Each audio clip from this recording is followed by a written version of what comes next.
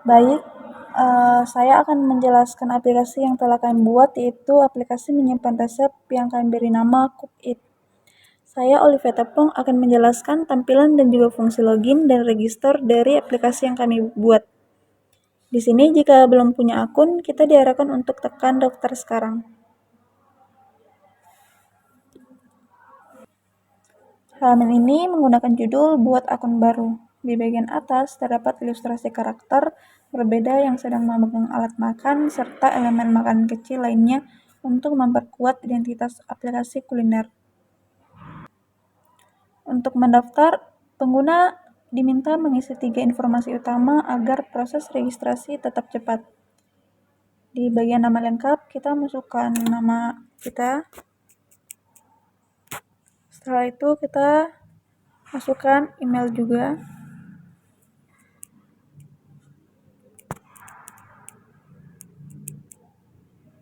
Dan di bagian password kita buat passwordnya.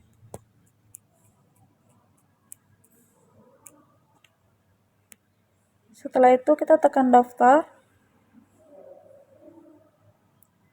Setelah registrasi berhasil, kita masukkan email yang tadi kita buat.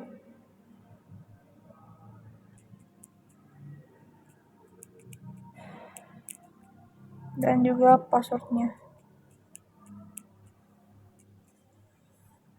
Dan kita tekan login. Nah, jika login berhasil, maka halaman home akan tampil. Baik, di sini adalah menu tampilan home. Halaman home berfungsi sebagai beranda utama yang menampilkan daftar resep dalam bentuk list. Seperti ini. Fitur lihat resep berjalan secara otomatis saat aplikasi dibuka, di mana kode akan mengambil data dari variable base dan menampilkan di layar. Sekarang saya akan mencoba fitur tambah resep dengan menekan ikon plus di kanan bawah. Di sini kita bisa memasukkan gambar, kita tinggal tekan gambar yang ada kameranya. Lalu masukkan gambar resep yang kita mau buat. Lalu selesai. Habis itu kita bisa memasukkan nama masakan yang kita mau buat di resep, yaitu udang saus bakar. Habis itu kita bisa menceritakan sedikit mengenai resep kita ini. Habis itu kita tentukan waktunya, yaitu 20 menit untuk 5 porsi. Lepas itu kita bisa memasukkan bahan-bahan dari resep tersebut dan juga kita masukkan cara memasaknya.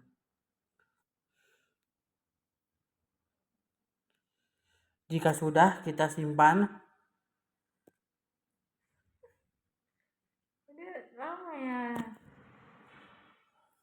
Maka dia akan tersimpan di data resep tersebut. Kita bisa klik untuk melihat resep tersebut. Nah, ini tadi yang kita udah masukkan.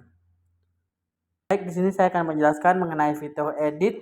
Kita bisa klik titik 3, lalu edit resep. Nah, di sini saya cuma ingin mau mengedit foto, nama, dan juga durasi dan juga porsinya.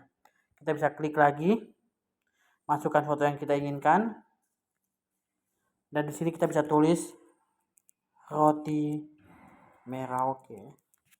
Habis itu ini untuk 15 menit masaknya. Lalu di sini kita buat untuk 7 porsi. Habis itu kita simpan.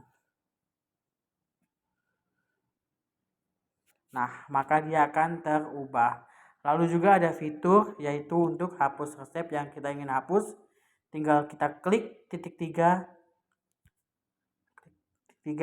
Habis itu kita hapus resep. Hapus. Maka resep akan terhapus. Lalu ada menu pencarian juga di mana kita ingin mencari menu yang kita inginkan. Contohnya kebab. Kita masukkan saja namanya kebab. Makanya kita akan cari, wah ternyata ada muncul ya, seperti itu. Tetapi jika tidak ada, kita coba ya ayam Kentaku saja ya. Nah, ternyata dia tidak ditemukan, makanya dari yang tidak ditemukan ini berarti dia tidak termasuk dalam data list menu resep ini. Lalu ada fitur keluar, yaitu kita tinggal klik di pojok bawah menu pencarian, kita klik, maka dia akan terkeluar. Selesai. Di sini saya akan menjelaskan bagaimana database di Firebase saya bekerja. Nah, sekarang saya akan menunjukkan bagaimana sistem registrasi ini bekerja langsung di belakang layar saat pengguna memasukkan email dan kata sandi di aplikasi lalu menekan tombol daftar. Aplikasi saya akan mengirimkan data tersebut ke Firebase Authentication secara instan. Saya akan mencontohkan untuk mendaftar ke Firebase Authentication.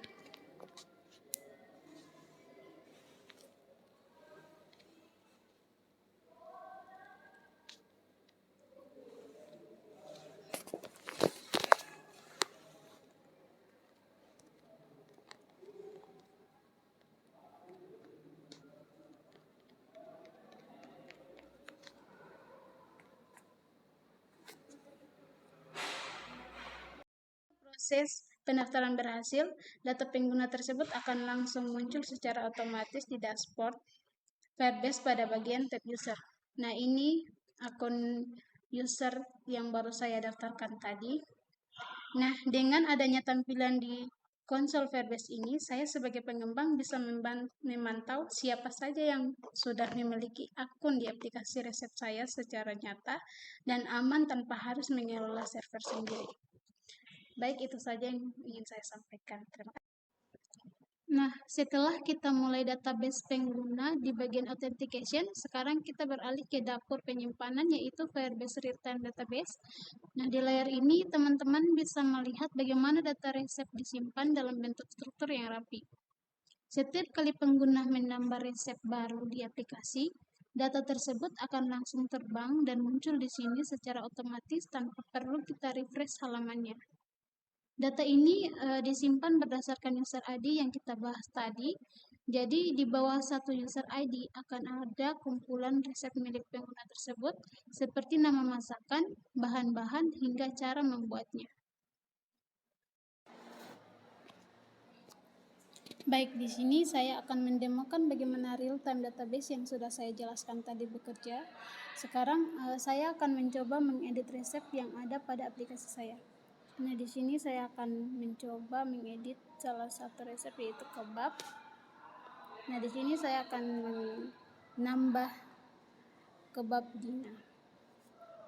Nah, untuk waktu masaknya saya ubah menjadi 50 menit dan porsinya menjadi 5. Nah, saya langsung menyimpannya.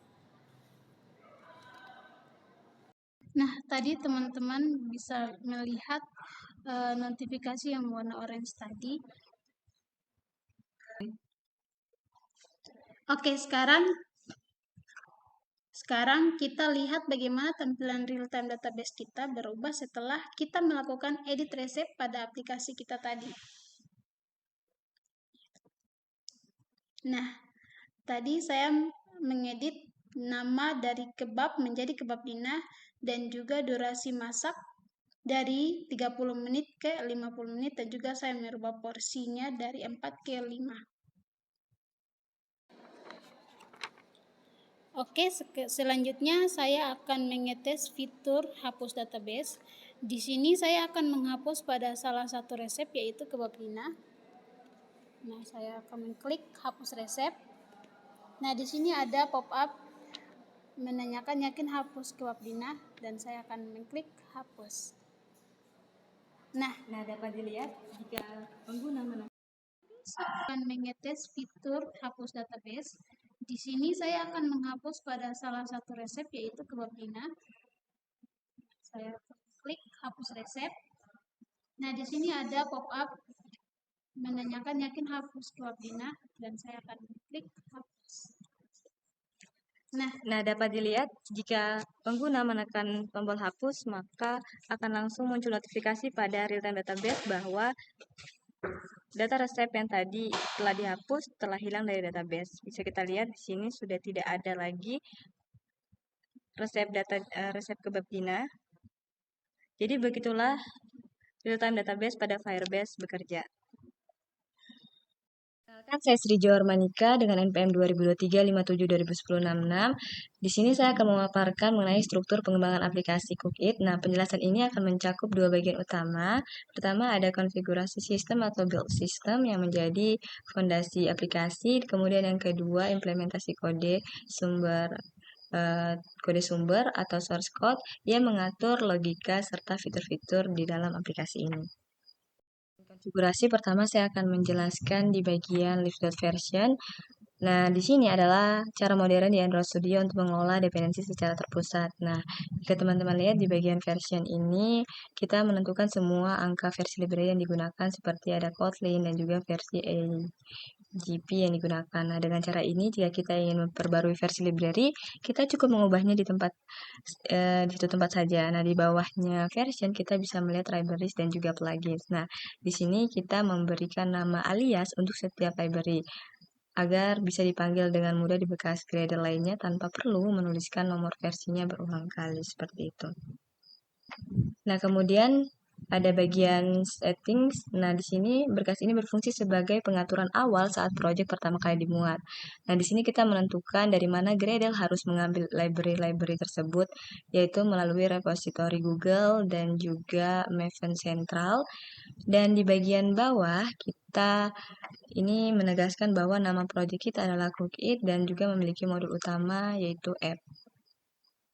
Kemudian selanjutnya ada berkas build.gradle tingkat project. Nah, berkas ini bertindak sebagai konfigurasi global untuk seluruh aplikasi. Nah, di sini kita mendaftarkan plugin utama yang dibutuhkan seperti plugin Android.application, kemudian ada Google Service untuk Firebase dan juga Kotlin. Nah, kemudian di sini teman-teman bisa lihat ada bagian apply false. Nah, di sini itu artinya kita baru saja sekedar mengenalkan plugin tersebut ke project, namun kita belum mengaktifkannya. Nah, kita mengaktifkannya di berkas build.gradle.kts tingkat modul. Nah, di sini tuh kayak resep utama gitu loh di kita punya aplikasi Cookit. Nah, di sini pada bagian plugin, di bagian atas kita mengaktifkan semua plugin yang sudah didaftarkan tadi, termasuk Google, agar aplikasi bisa terhubung ke Firebase. Nah, kemudian pada bagian Android, di dalam blok Android kita mengatur identitas aplikasi seperti namespace, kemudian target SDK, dan lain sebagainya. Kemudian di bagian dependensi, di sini kita memasukkan library pendukung. Nah, di sini saya menggunakan Firebase BOM versi 33.7. Nah, ini sangat membantu karena secara otomatis akan menyelaraskan versi Firebase autentikasi dan juga database agar tidak bentrok seperti itu. Bagian source code atau logika, saya akan menjelaskan terlebih dahulu di bagian resep.kotlin. Nah, ini adalah sebuah data kelas yang saya buat sebagai wadah atau blueprint untuk semua informasi resep. Nah, di sini saya mendefinisikan variabel seperti nama, deskripsi, bahan, hingga URL gambar. Nah, saya juga menyertakan di sini ada serializable di sini agar seluruh data satu resep utuh bisa dikirimkan dengan mudah antar halaman. Misalnya, saat pengguna mengklik satu resep untuk melihat detailnya di halaman lain, seperti itu. Adapter.kotlin.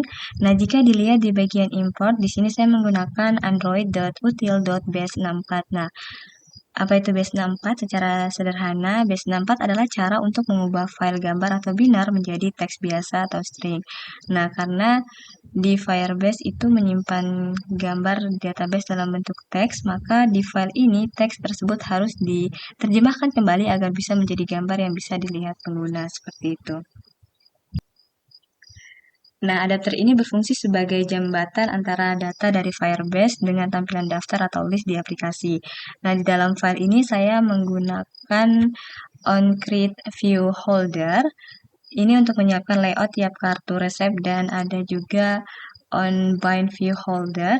Nah, ini untuk memasukkan datanya secara spesifik. Nah, selain itu juga Di sini ada logika pop-up titik 3. Jadi ketika tombol more diklik, adapter inilah yang memunculkan menu pilihan untuk mengedit atau menghapus resep tersebut. Ketiga, saya akan menjelaskan bagian home activity. Nah, di sini adalah pusat kontrol aplikasi Cookit. Nah, di sini saya mengatur koneksi ke Firebase real-time database menggunakan add value event listener, yang artinya aplikasi akan selalu mendengarkan perubahan data jika resep baru daftar di layar akan langsung bertambah secara otomatis tanpa perlu refresh, seperti itu. Oke, selanjutnya bagian terakhir yang akan saya jelaskan adalah bagian login activity.kotlin. Nah, di sini adalah sebuah sistem keamanan. Di sini saya menggunakan Firebase Authentication untuk memastikan hanya pengguna yang saya bisa masuk ke aplikasi. Nah, di sini ada bagian autentifikasi Firebase Get Instance. Di sini itu untuk mengaktifkan sistem keamanan Google. Kemudian ada juga bagian sign in with email and password. Nah, di sini itu proses verifikasi email dan password ke server. Kemudian yang terakhir di sini juga itu ada bagian finish. Di sini itu untuk menutup halaman login agar user tidak bisa kembali lagi setelah masuk. Jadi, ketika user misalnya sudah masuk, kemudian tidak sengaja menekan tombol back, itu tidak akan kembali lagi ke halaman login, namun langsung keluar aplikasi seperti itu. Nah, pada aplikasi ini untuk bagian tampilan semuanya diatur dalam folder layout. Di sini terdapat file-file berformat XML yang menyusul struktur antarmuka aplikasi Cookit. Nah, di sini misalnya ada tampilan login, kemudian tampilan activity main, dan lain sebagainya. Kemudian untuk menyimpan icon-icon atau gambar-gambar yang dibutuhkan itu tersimpan di folder drawable. Nah, di sini misalnya ada icon email yang kita gunakan, kemudian icon-icon lainnya seperti itu. Baik, sekian presentasi dari proyek kami. Terima kasih.